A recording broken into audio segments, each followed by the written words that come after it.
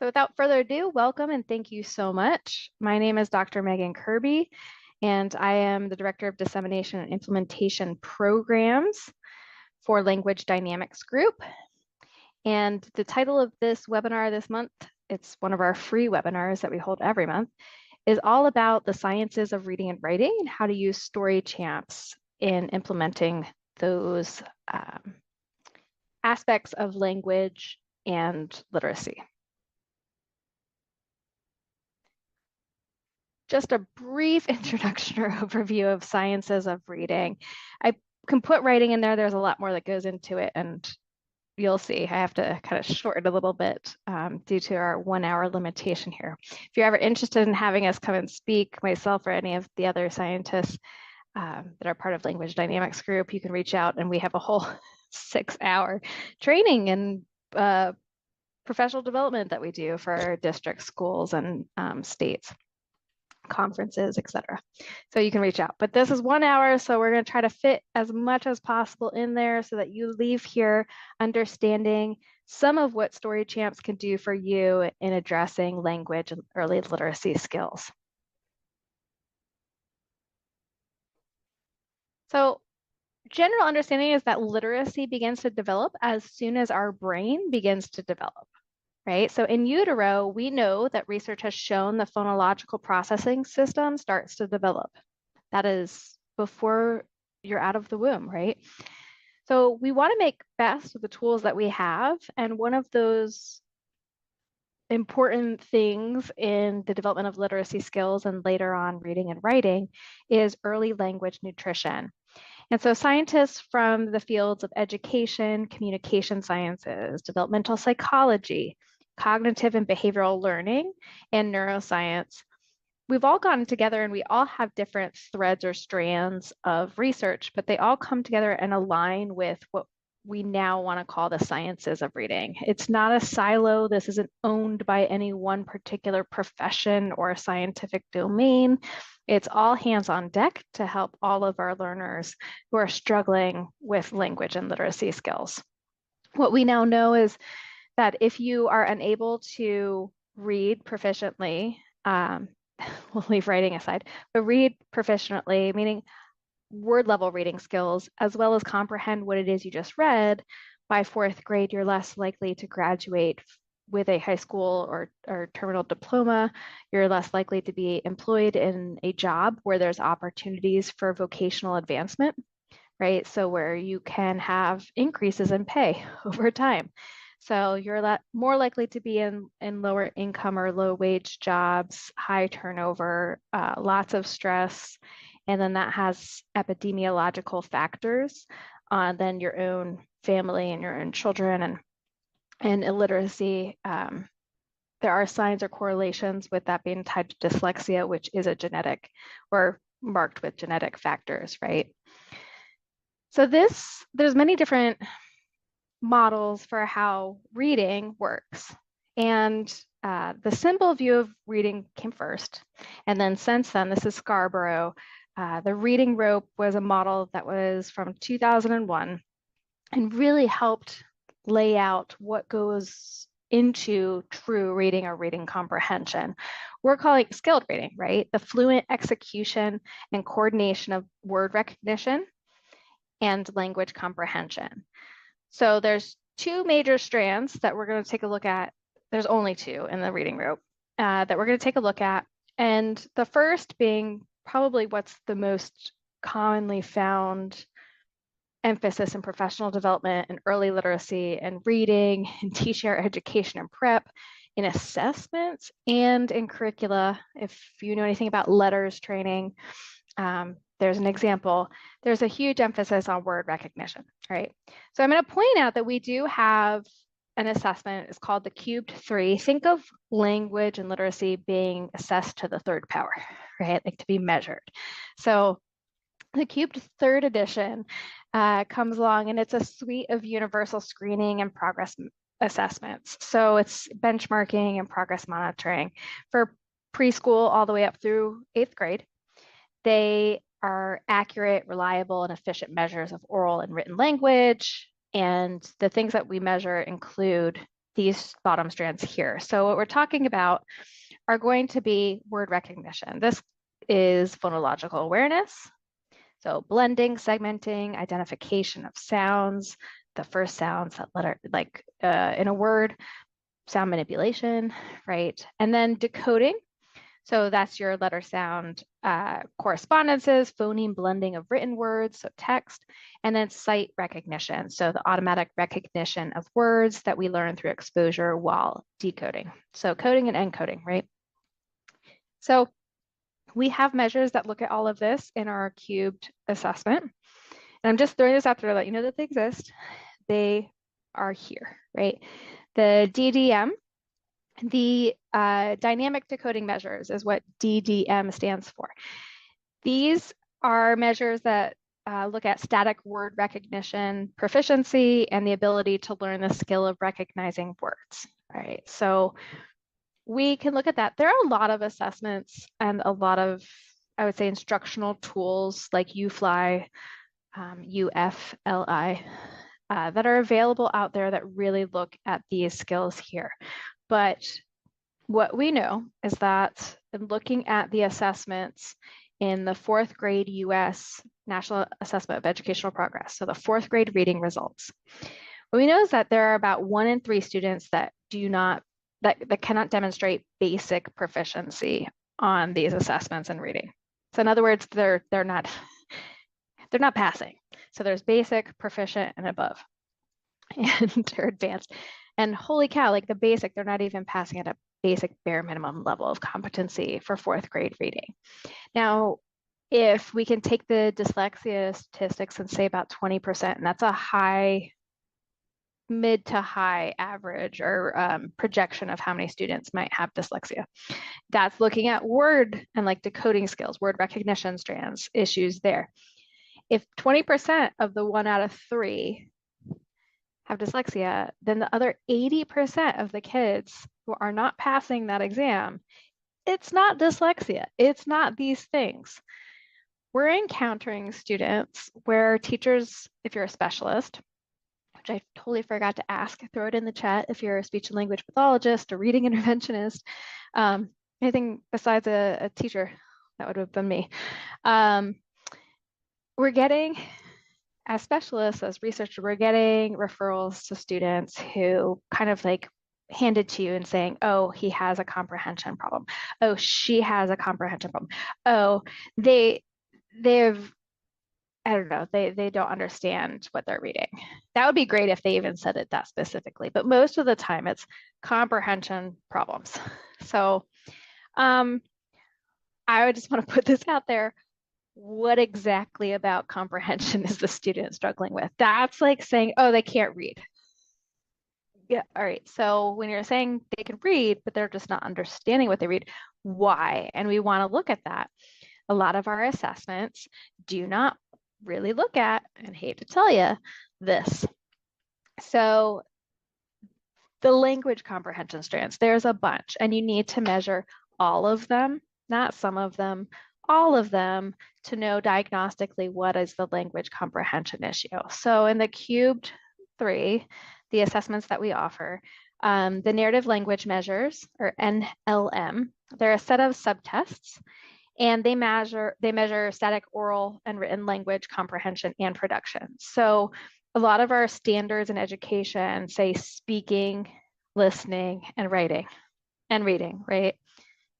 This is the speaking aspect. Are your assessments actually measuring speaking, or are you, as teachers, because I didn't even have a rubric, we need to be measuring speaking. So we're able to do that with this assessment. And then we're able to more closely identify or understand, based on these assessment results, where our learners are at, who needs intervention for oral and or written language comprehension and production, or maybe everybody does. So I will throw that out there. This is not a diagnostic in terms of a developmental language disorder assessment. This is our tier 1 or core curriculum actually teaching what should be taught, so that on assessments like this, which is a general outcome measure, it's not closely aligned with our curriculum, which is good.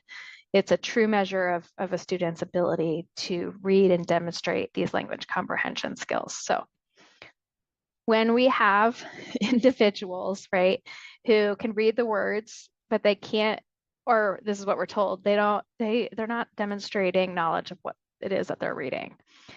What's the big issue with this? And we know from Fay, there's a quote from their article in 1988 that says, language serves too many functions. This is a problem, that there's no way that we can actually teach all of these individual skills one at a time. We do not have enough hours in the day. And I mean, not even us, the student. We don't have access with them enough. If you taught explicit vocabulary, like one definition at all, at all times, in the span of, I think it was, I might be misquoting by like 100 here, but I think it was in the first grade year, you would have to teach 4,000 words just to get 1,000. Maybe it was like 1,000 words just to get 400. Either way, I think it was the other way around. I think it was like 4,000 words to 1,000 learned, for the trajectory to kind of close the gap between the learners that did have like really great, rich language nutrition in their early childhood years to when at school we're trying to close the gap. We don't have that time, right? We can't just teach vocab. There's a bunch of others, as you know, there's a bunch of other things that we should be working on that go into reading comprehension. So this is a problem, right? We need a way to teach broad-based language rules and to teach students how to modify those rules under appropriate conditions. And the reason being is that they don't have enough time for us to individually teach those one at a time for it to make a difference, right? And going back into those lifelong outcomes, this is a huge social justice issue. So Story Champs is going to provide you with tools to explicitly, systematically, and comprehensively teach oral and written language. Because once you identify a problem, right? And so if we assess, I'll provide a link to the Cubed in case you have not tried it out yet, you don't know what we're talking about. Provide a link at the end of this webinar so that you can go check it out. But once you identify the problem, the Story Champs intervention or program can provide you with tools to support the remediation of those problems, right? So it's not that there's a disability. It may be like every kid is missing these skills. They did not get explicit, systematic, and comprehensive instruction in their previous grade or grade levels before we've been working with them. So we need to have a solid understanding of what language is. As learners, it's the basis of how we communicate and what we need to read and write. And so again, that's where Story Champs is going to equip you with these tools. So what is Story Champs? It is a multi-tiered, meaning it's going to have large group, small group, and one-to-one lesson plans. Systematic, so a semi-manualized program. Explicit and sequential academic language instruction program. It was specifically designed for implementation within a multi-tiered system of language supports, meaning MTSS, or multi-tiered system of supports, for reading isn't good enough because people will focus just on word recognition. So we have now coined it multi-tiered system of language supports because language deserves to be front and center just as much as quote unquote reading, because everybody thinks of word reading skills. So we have designed it so that you get one kit and you get all of these different lessons in the different formats. We also carefully constructed the stories and illustrations so that, as you will see, we teach complex academic language like narrative discourse, advanced vocabulary, modifiers, causal and temporal ties, your subordinate clauses. And we're doing that rather than individually and taking up way too much time doing one thing at a time, which we also know is not effective or efficient. We do it through storytelling and retelling activities. Okay, so you can use Story Champs in mainstream classrooms, your general education classrooms. You can use it for tutoring. You can use it in school, in a clinic, for intervention with students or clients at risk for or having disabilities related to language and learning. If you have any questions, you can throw them in the chat. So anybody who is trained in Story Champs procedures can implement lessons in any format. right? So if you're a literacy specialist, reading coach, classroom teacher, instructional assistant, clinicians, so speech pathologist, behavior analyst, yada, yada, yada. Parents, yeah, so I said instructional assistants, parents, undergraduate students, researchers, basically anybody who wants to use it can use it. You just need to be trained. We do offer training. It's not mandatory. It is highly encouraged, and we offer training virtually, which is online, asynchronous, which is you watch the recorded videos on your own, or live in person as well. To deliver lessons, you are provided with a set of child relatable narratives. They're stories that have themes that pretty much every child will or has experienced those themes, like not getting what you want. There's different variations of that within the story themes. And those come already prepared in the storybook. And now all of those stories are also leveled based on the degree to which they include complex language features, because we're not going to have a storybook provided to you where it's got too much vocabulary that's advanced or too many causal and temporal subordinate clauses when your learner is just being introduced to narrative intervention and you just want them to focus on the patterns and discourse. So yes, we have multiple levels. We call them A through J. But the most important aspect to deliver the lessons, right, you need the lesson plan, and that also comes with it. Now you'll see here a picture of it's on a projector, but if you have a smartboard, computer, laptop, whatever, you have access when you buy a Story Champs kit to the digital resources, which includes a digital format, and I'll show you a little bit of what that looks like later. Now, typical lesson for improving your early learners. When I say early learner, I'm thinking developmentally because I used to work with middle school adult learners with complex language needs, and this was appropriate for them. So when you hear me out, let's just talk about developmentally, they're emergent. But a typical lesson for improving the oral narrative's retell skills, because retelling is easier than telling your own story to generating your own. It basically follows the principles of effective instruction. All of our lessons do. This thing is so heavily researched, it's not even funny. So we've been busy doing research. Trina and Doug have been just slamming out those research articles. They work for universities full time as professors and getting grants to get funding for randomized control trials, et cetera, that we haven't been busy marketing and doing business and getting this into the hands of school districts. So if you're just now learning about it, that's because this is a research program first that then went to market after versus the other way around. So I could go on a tangent about like why that's good, but also why that's bad. It's because people are using things that don't work. And we only come to find out they don't work is because finally research is coming out. Anyway, so here's step one of most lessons, right? You always want to start with the adult presenting a model. Right? This is context. It's whole part whole. So the whole part of instruction is here's the context. I'm the adult. I present a series of illustrations. I read aloud a story, and I put icons down as I'm reading as they appear within the story. Now that's to illustrate key parts of the story. All right. And this is for large group, small group, or one-to-one. And we provide you a lesson plan that literally tells you this step. Okay. So you'd always have a lesson plan in front of you. Can't see it, lesson plan's over there with Trina. So there's Trina, one of the co-creators of Story Champs. In fact, Story Champs was her dissertation project. So step two, and this is going to be for a small group. Focus on this just to give you an idea of how this goes. So I told a story, I read it, I had illustrations, I put icons out as I'm reading the story so the students start to be like, oh, every time she reads the name, she puts down this icon. Oh, there's a problem or there's a feeling word and she put down an icon. Over multiple different stories that like not the same, they start to realize that there's a pattern in discourse structure. So the second step is called the team retell. And at this point, you have some students in front of you or learners, and you take those icons back and you divvy them up, right? And then with one at a time. Sometimes they may have two. You're going to have the students retell that same story, and you're going to help them because they're not going to be good. And this is an instructional program. This is not an assessment. So we're not taking discrete child data plus minus did the kid do it during our lessons.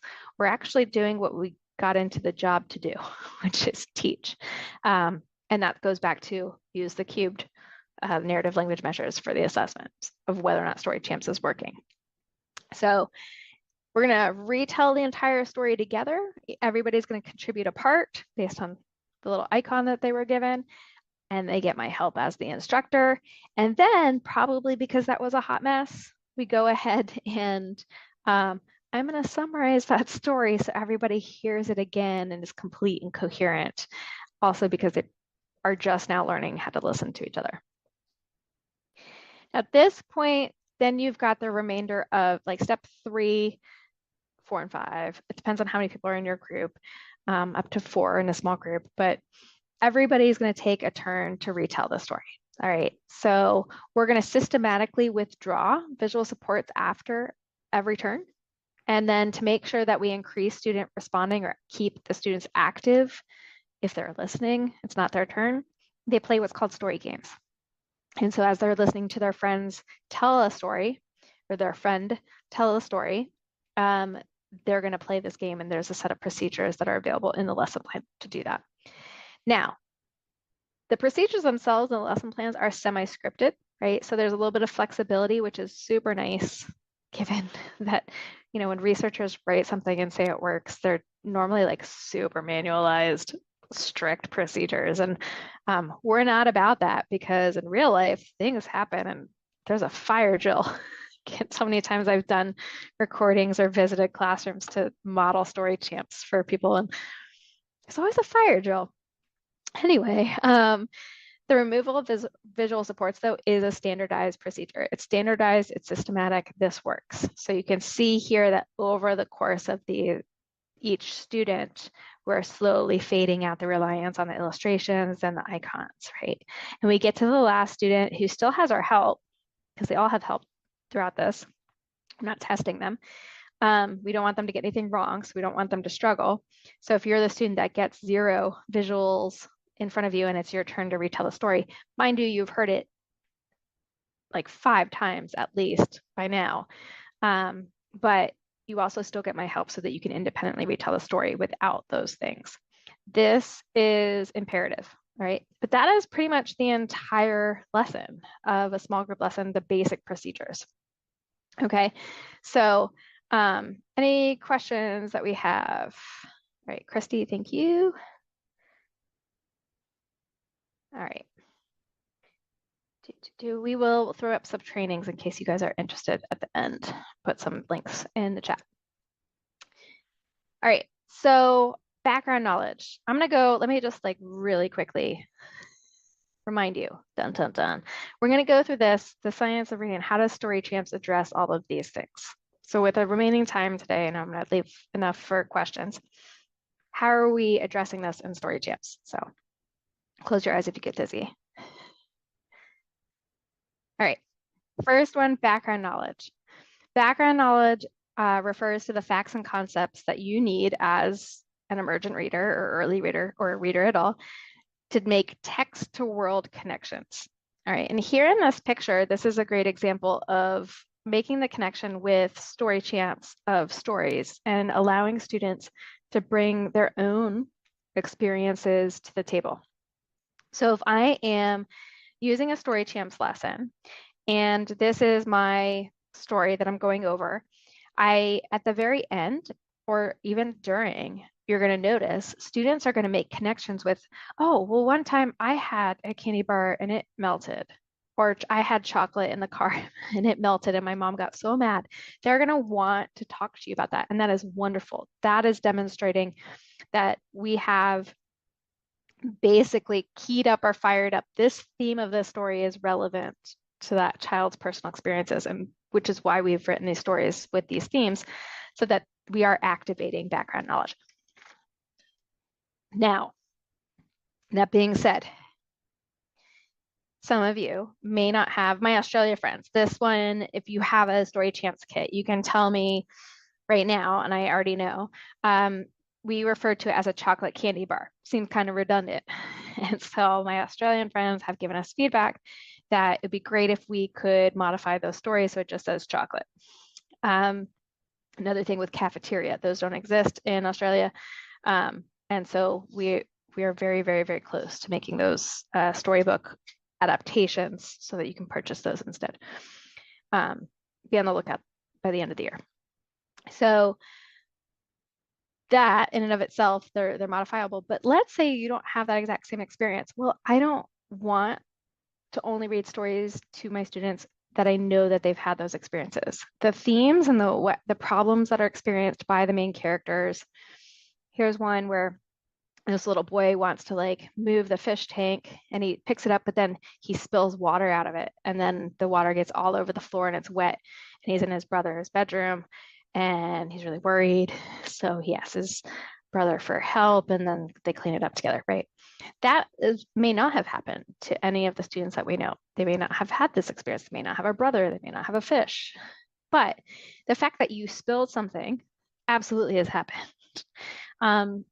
This could also be useful when we get to it in executive functioning and problem solving, that just knowing this story and a schema and like what a character did to solve a problem may be helpful in the future for some of our learners who, what if they ended up getting a pet and they were trying to move it and they spilled litter, the cat litter all over the floor, or the dog food everywhere because they were trying to move it. What if they were trying to move a plant in the house to a new location and they spilled it all over the floor? Like there's enough of a theme that's really applicable that students actually do remember the story champ stories. So what happens is we provide them with background knowledge for future experiences through story champ stories.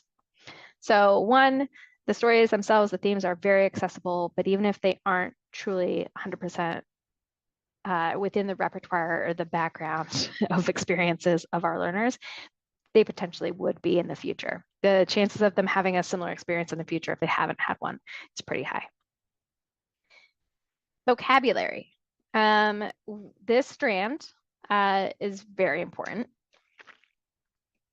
because embedded vocabulary interventions are way more effective than teaching vocabulary alone. Again, we don't have time to teach all these individual words and their definitions.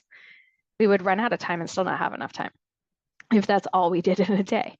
So embedded vocabulary intervention is an evidence-based practice. We use the context of stories that makes learning more efficient and effective. So what that means is that students are more likely to acquire and generalize definitional knowledge if words are taught in these natural contexts. And we're talking about general academic words, multiple meaning words, or what we call polysemous, Polyssemous. So think the word ground. Ground could be, I got grounded because I'm in trouble. I grounded the ball when I was playing baseball. My house is above ground. The parking garage is below ground, like all of these different ways you can use ground. So you want to expose students to that. And then domain specific words. Think of all the jargon in this presentation. So you can use story champs to address all of these things. Now, here's an example. In the story champs program, we have something called a quick start guide, and it basically is like a scope and sequence available for the grades preschool through grade 3. For my Australia friends, that's year 3. And so what we're looking at here, and these are all excerpts from each of those pages, but these are all of examples of vocabulary, the scope and the sequence of vocabulary instruction that goes across the grade levels. In this middle column are the lesson plans that come with story champs. Now, again, what we want to be doing when we're using story champs or in general is that we need to balance what we're teaching. So we don't want to teach just a bunch of words. We need systematic and focused instruction on tier 2 and tier 3, okay? Tier 1, these are rarely require instruction except if our learners are more impacted by language difficulties. Okay, so I think about my learners using AAC or assistive and augmentative communication devices, right? The PECs, picture exchange communication systems. Some of these AAC programs, I'm going to be working on tier 1 because I need their functional communication skills built up. But once they have a repertoire of enough noun verb combinations or nouns and verbs, we can work on 2-word combinations. And we can also start introducing or exposing them to tier 2 words, the general academic vocab, right? So this is going to be the highlight of Story Champ stories, particularly the Blitz stories. So Story Champs, this is from the lesson plan, the master lesson plan PDF that comes with the downloads with Story Champs. They facilitate the teaching of general academic words. Those are words that we use in school more frequently than non-academic settings, so they're not going to learn it. If they struggle with language learning already, they need explicit instruction. So we've got 4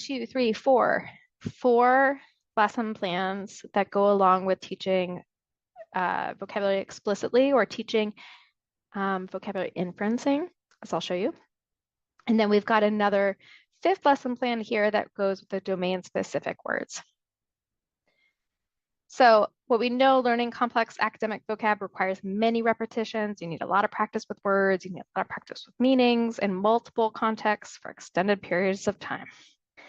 This right here is the result of research in which even an article we just published this year with 1st graders who are at risk for language and disabilities, we taught words explicitly during the intervention, right? So we're using this lesson plan and we're doing explicit vocabulary instruction. This is an example of the add-on. So I might have been using like the small group lesson plan here.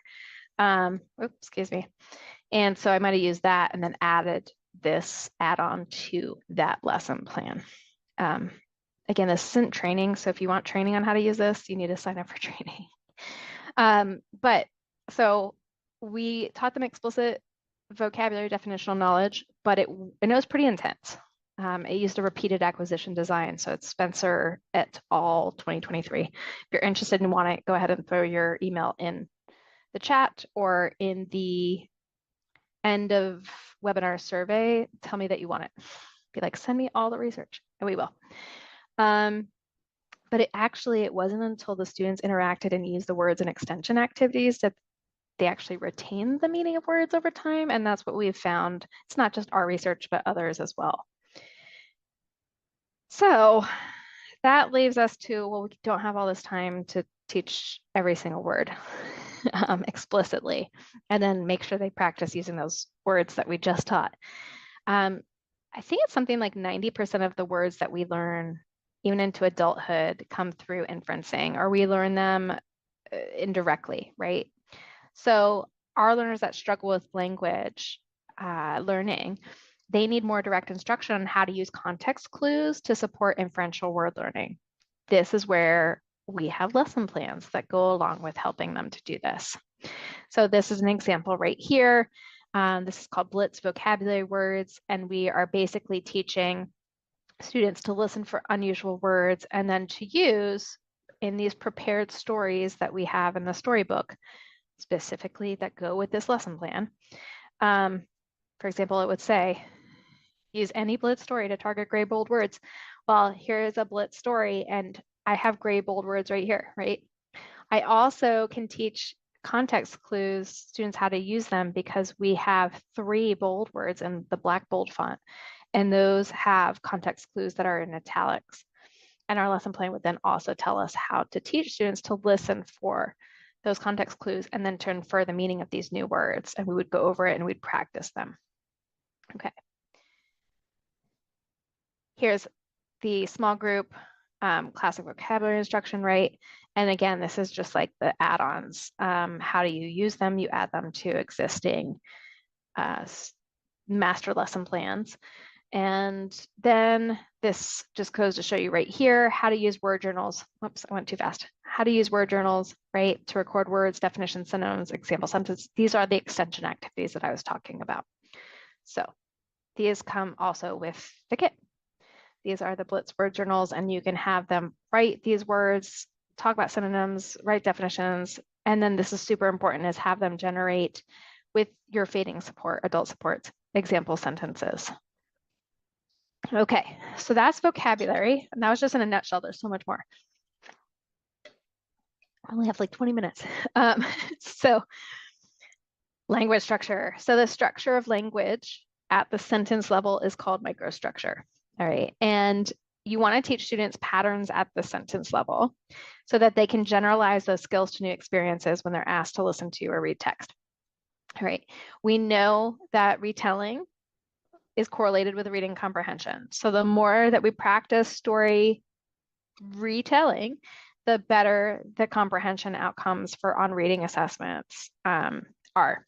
So the reason being is that retelling in and of itself, we're going to be able to practice things like morphology, syntax, semantics, and pragmatics. And the reason being with story champs is that we give you stories where you can trust that there are these things ready to be taught, and also lesson plans that go with it. How the heck are you supposed to teach these?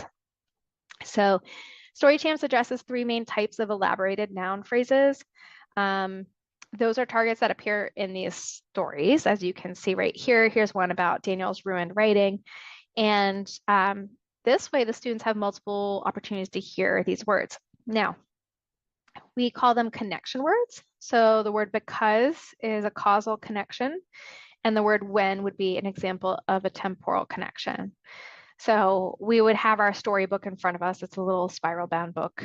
It's not digital, so you have this in front of you and you're either presenting digitally, like on the computer, or smartboard, or interactive whiteboard, or you're using the actual paper illustrations and materials that come with the kit. But that spiral book, hold on to it. That one right there, right? You're reading it and you might be reading the story. Like the other day, Dana was working at his desk because his teacher told him to write an amazing story. When a boy marched by his desk, he unintentionally spilled water on Daniel's paper. So you would read it and you put out these icons, and then the lesson plan tells you, go back and reread the sentences that contain the target words and then put the icon out so that they can hear it. And when you read the word, you put out the icon, right? And you're calling their attention. And then what you do is through the retelling, remember, we're going to go through all those same steps where I told the story and then I introduced this and then we tell it together and then they all have individual retells. I'm making sure that they have multiple opportunities to practice, including those words. So here are all of the lesson plans across the different tiers, right? Tier 1, 2, and 3, or small group, large group, and 101. And here's an example of this would be for the temporal connection. So this is a level D story in which we would be working on after, before, when, while, as, until, all of those temporal connection words. We also work on noun verb modifiers, and those are the words that are going to modify a noun or a verb, right? So you're talking about adjectives and adverbs. Our stories come pre-planned, like already prepared with those things. Whether you're ready to target them or not, they're going to be embedded in there, but some story levels are specifically written so that they do focus on that. So here's an example right there. There you go. Here's an example right here of level E story in which we are strictly working on modifiers, and you can see everything here in the black bolded font that are noun verb modifiers. So we've got our adjectives, double adjectives, adverbs that appear before a noun. I don't think in this one right here, yeah, always come before. Yep. And then we have morphological awareness. And so this is going to be important. We need students to have the ability to analyze words in these parts, to listen to words and not just teach this through text, like reading. So it's good for us to have them listen to and identify these things. So morphemes, morphological awareness, right? So morphemes are the smallest units of meaning, or grammatical functions. And the easiest thing to start teaching is root words. So root words are morphemes because they have meaning. And then we add other morphemes to that root word, like prefixes and suffixes, right? And so there's really a lot of strong evidence that if you integrate morphological awareness into language intervention, it then increases reading comprehension outcomes. So even if it's an oral language intervention like Story Champs, you're going to improve reading comprehension outcomes when you're doing things like this. So you can use Story Champs lessons for additional morphological awareness instruction. In this one story or passage, like right here on the bottom right, about Maya's messy room, there's actually several words that might give students who have language difficulties some challenge because they're morphologically complex, right? Neighborhood, you have to talk about that. The compound words, you have to talk about, let's say, closest. Let's talk about close, and then it's closer, and then it's the closest, right? And you can talk about the different suffixes and meanings. You could also, after you're done reading the story and you go through the retells, take some extra time and say, okay, now I want to read the story again to you, and I want you to listen for the suffix li, all right, ly, and I'm going to write that out if I had students in front of me. So I want you to count, and I'm going to give you a pencil and paper. How many times do you hear li when I'm reading the story?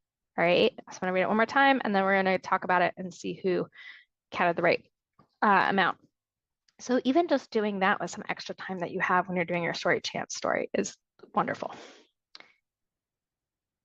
All right. Verbal reasoning. This one we assess in the cubed, and this goes a little bit further than the explicit instruction that we have in the current Story Champs kit. It's embedded and it's kind of like naturalistic, but I'm going to give you some ideas for what you should be doing in case you're not. Because verbal reasoning is all about students' understanding of figurative language, right? Which is kind of easy to teach. There's lots of activities available for that. But really, it's knowing how to use text-to-text connections and text-to-self connections to make inferences about a text. Making inferences about what we read, or like what's being read to us, or actually just in different surroundings, can be critical life or death thing, right? It's a standard-based skill, but it's also important for reading comprehension. Students who have higher levels of inferencing always do better and have higher scores on reading comprehension.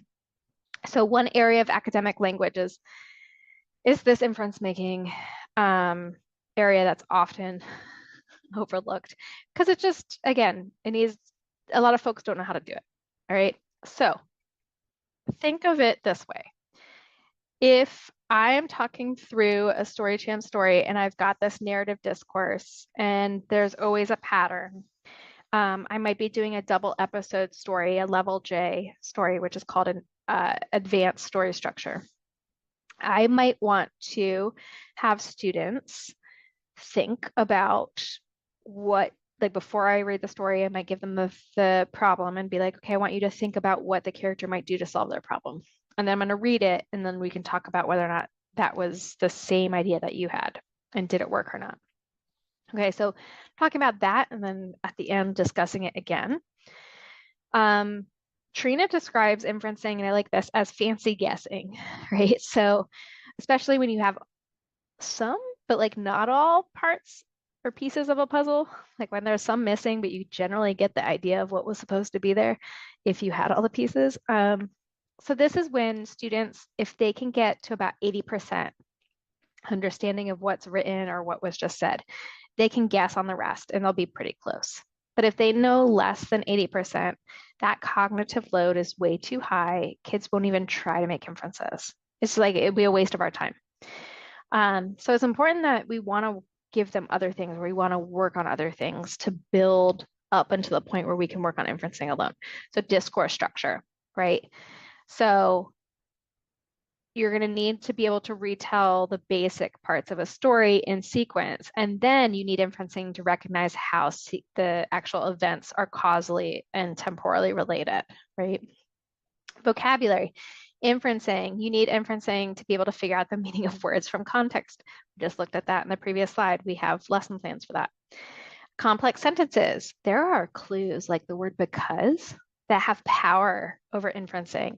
If students learn that the word because, which goes back into sentence complexity and microstructure, if they look for the word because, that most likely is going to link two different events and tell you why one thing happened because of another thing. just that one word. So teaching them the power of when, that tells you when something happened to the story. So when you go to answer these WH questions in your passages for reading comprehension assessments, and it asks you a WH question like when, you can look for after, before, while, as, until. If it asks you, but why did something happen? Go look for because, right? And then you can kind of piecemeal those. Story chimps is great for then teaching those preliminary skills.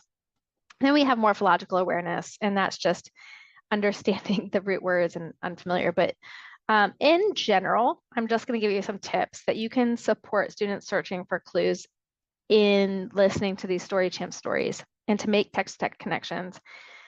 Because one, you want to ask them to think about their own examples, how that connects with what they just listened to, how that connects to what they've been reading outside of the story champs lessons or what they've read in the past. Stop them and have them answer questions like, well, why and why not, right? Ask students, why do you know that? That's like the best question that you could ask them. Have them use information from the story to back up their responses, okay? And then prediction is a great inferential task. Asking, what do you think will happen next? What if? Those tend to be overused versus how do you know? So I would encourage you to start asking, well, tell me why you think that, or how do you know? All right, and then we get to literacy knowledge, and that involves understanding individual discourse elements and patterns that appear. And so when we think about this, you really can't answer all of these WH questions unless you have knowledge of the elements that go into stories that are going to answer all of these questions, right? So when I was talking earlier about story champs and like the digital presentation, this is an example of a level A story or a basic story structure, and you have the storybook in front of you. You can't use this without it. And you've got all of these illustrations that are available to you at different levels. So you would pick them that one that matches. So remember Daniel's ruined writing. You'd read the story, and as you're reading and you come across these elements, you'd put these out. What this does across all of those different stories at the same level that you just saw on the previous screen, what this does is give them a sense that there's a pattern that occurs, and students start to make predictions or look for or listen, actively listen for information. So if we were to omit this part of the story, they would be confused and they would be like, huh, that's weird. Makes them really work on that. Okay. We also have lessons, but you need to supply your own expository or informational content. More information on that within the lesson plans themselves for information or expository discourse, right? So here's an example of the supplies or materials that we provide, which is the icons and these pattern blocks. And you can get resources like from coreknowledge.org. And last but not least, the writing strands and cube 3. So the writing rope, we don't talk about enough. We will. These kids keep failing. So Story Champs has amazing writing lesson plans. That is one of my favorite areas of research. Here you can get, this is the first article that came out that showed a causal or like direct relationship between oral storytelling and writing outcomes. And then I replicated that study with Trina and my friend Iva, and we did that with kindergarten because everybody's like, oh, it's not going to work. Too young. No, they're not. Their handwriting is awful, and it makes it really hard for research. And you'll see. So like these are open access. You can download this for free. And you'll see some writing samples of like the most legible ones.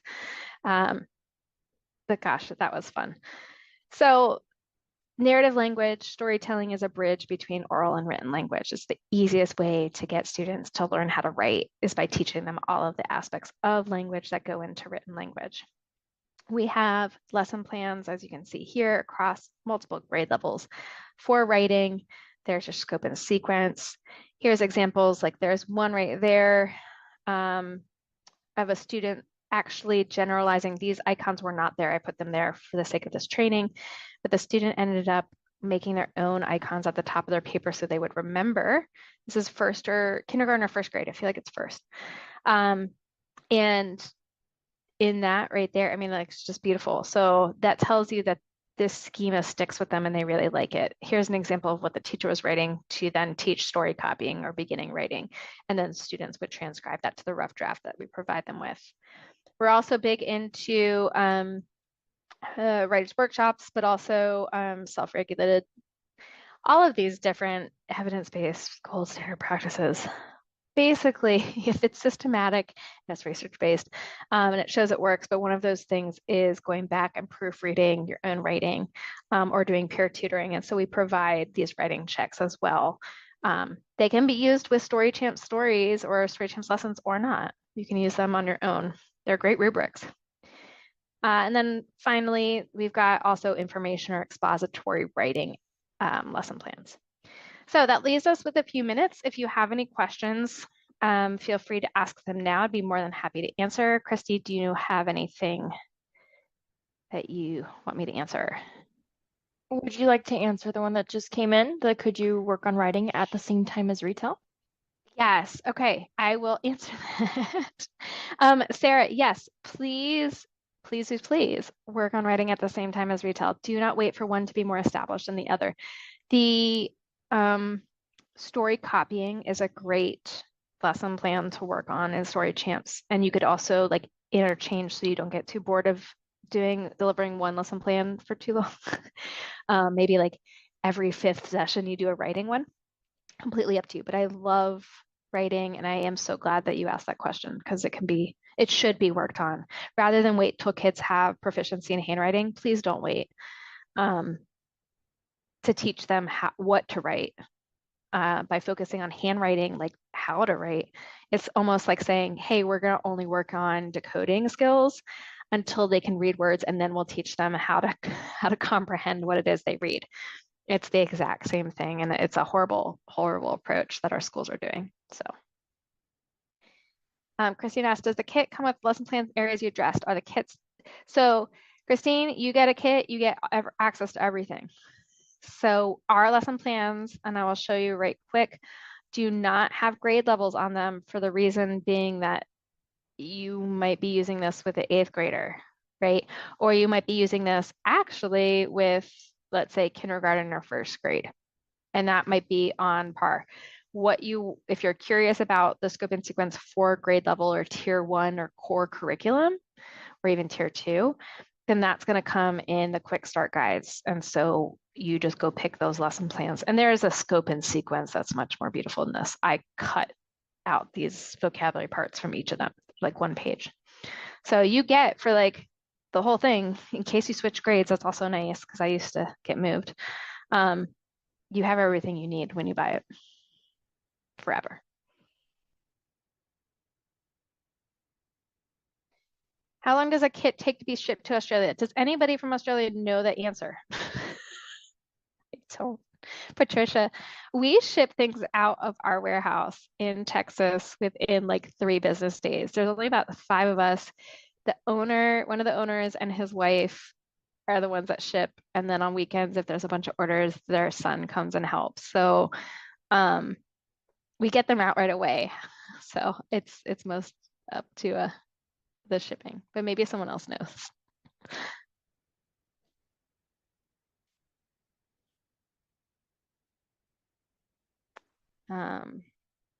Is it recommended that this is used in both the whole group, tier 1 instruction and in small groups? In Utopia, this absolutely is used as core curriculum because I have yet to find a good program that addresses all of these strands here, not these ones. Most schools are doing really great with this now, with the whole push of science reading, but unfortunately people think science of reading means only that. And then to the detriment of our kids are still going to fail the reading assessments because most of them who are failing have language comprehension, not decoding issues. So it's not dyslexia.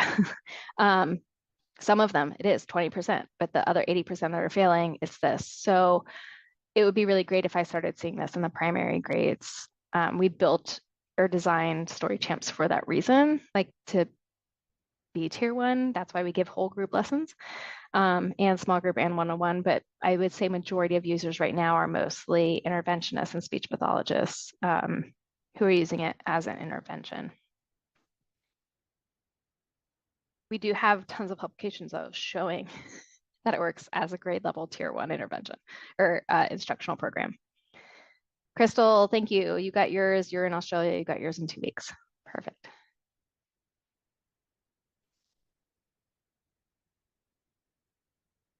I don't know if Kathy's still on. Welcome, Teacher's Aide, SSO. Glad you're here. I used to be an aide. Any other questions? All right, I'm gonna fast forward to, and I'm like, why is so many people still on here? That's why. So if you're curious about Cubed, the assessment itself, you want to try the free paper pencil, you've got that here. Then we've got, just make sure that you're using the most recent edition, please, because it's awesome. But you can go ahead and scan that. And then here is the end of certificate. Christine, in this survey, when you do this, ask me for our research. Christy, I don't know. I don't know if we can attach the, thank you, Christy.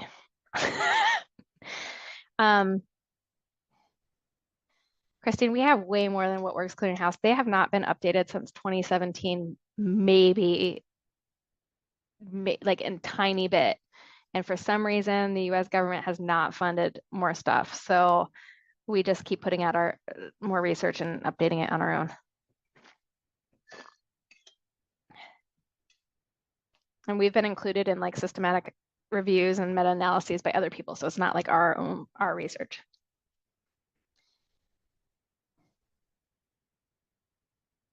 All right, so in the chat, everybody, you'll see Christy just put a link to our 2024 research synthesis that has infographics. We made beautiful infographics for all the research articles because who has time to read all of those? I don't. So, I mean, technically I do now, it's my job, but when it wasn't, I didn't. And then also they're way prettier and easier to understand. We also provide links to download the articles for free as much as possible, so that there's no paywall. Never pay for an article. Always email the authors. They will be more than happy to send you a copy. We also put links to download the Cube 3 in the chat. And if you're interested in purchasing Story Champs, I'm gonna go ahead. If you do the survey, I put a coupon code in case you are interested in purchasing Story Champs. So fill that out. You'll get an email. And then it'll have a coupon code that will not expire.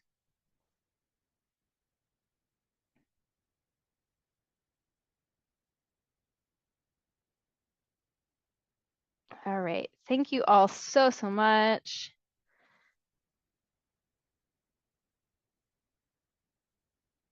Patricia, send us a message, an email up here so that we can get you more information. All right, it is the end of the webinar. Out of respect for your time and all of our families' times and our clients or students, if you're in Australia, you got to go do your normal job. Thank you for joining me. Christy, thank you for helping me. I will see you all again. We will be back next month for another free webinar. I believe it will be on artificial intelligence and language sampling. So stay tuned. Sign up the same way you signed up for this one. And I will send out a link to this recording in a couple days. All right, thanks all.